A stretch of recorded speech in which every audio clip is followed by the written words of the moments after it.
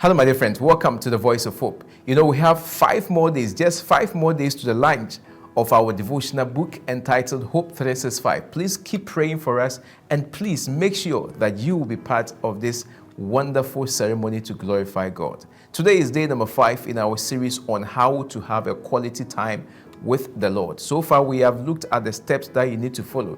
But then after you have done your devotion, you need to listen to the voice of God. The question is, how do I hear God speak to me through His Word? Well, my dear friend, if you want to hear the voice of God through His Word every time that you have your devotion, then you must be ready and you must be eager to hear the voice of God. You must ask God to prepare your heart so that you can hear His voice. Jesus Christ speaks to us in the book of Luke chapter 8 verse 8. He says that he who has an ear, let him hear. In other words, you must be ready. Your heart must be ready. You must be eager to listen. Proverbs chapter 4 verse 4 says, let your heart hold fast to my word. You must be ready and you must be eager to hear God speak to you. And so what it means is that you must not be in a rush.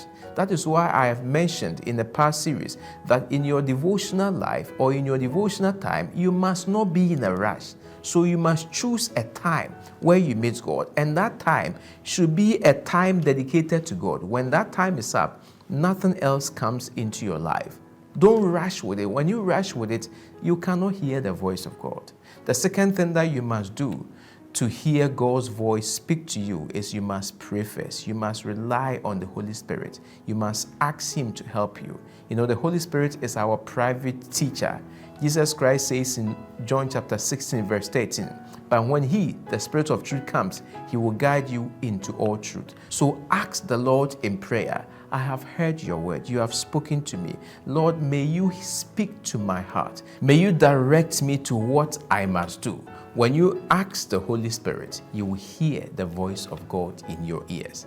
One of my favorite Christian writers by the name of Ellen G. White, she says in one of her books entitled Sons and Daughters of God, page 34, she says, but the Holy Spirit can strengthen our spiritual eyesight, enabling us to see what our natural eyes cannot see, or our ears hear, or our mind comprehend. By the Spirit which searches all things, even the deep things of God, have been revealed precious truths which cannot be described by pen or by voice. And so when you ask God in prayer, He will speak to you, just as He spoke with all the early people who followed Him in truth.